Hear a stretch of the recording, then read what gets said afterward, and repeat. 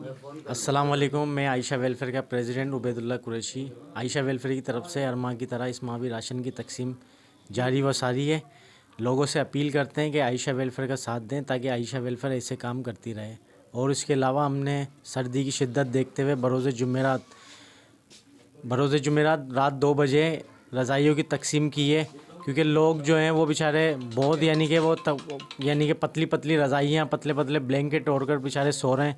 उनको सर्दी की यानी कि उनके रज़ाइयों की ज़रूरत है। हमने कोशिश की है, आगे इंशाल्लाह आपका साथ की ज़रूरत है। आपका साथ होगा तो इंशाल्लाह हम ऐसे काम करते रहेंगे। आयशा वेलफेयर की जनरल सेक्रेटरी। आयशा वेलफेयर के प्लेटफार्म से माशाल्लाह हर महीने राशन की तकसीम होती है। इस महीने भी राशन की तकसीम की गई।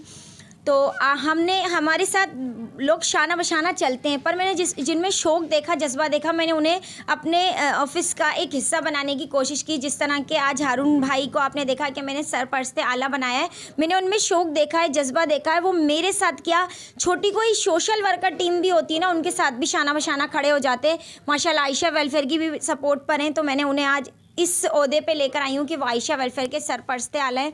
और मैं उम्मीद करती हूँ कि जिन उम्मीदों के साथ मैंने उन्हें सरपरस्ते आला बनाया है, वो उन उम्मीदों पे पूरे उतरेंगे।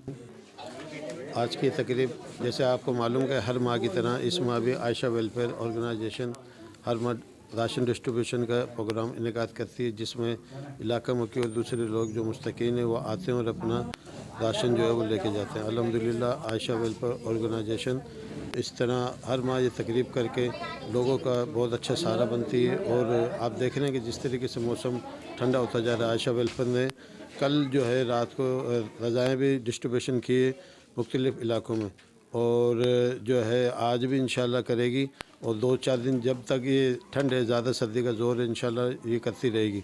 और हम जो है आयशा वेलफेयर के शाना बशाना खड़े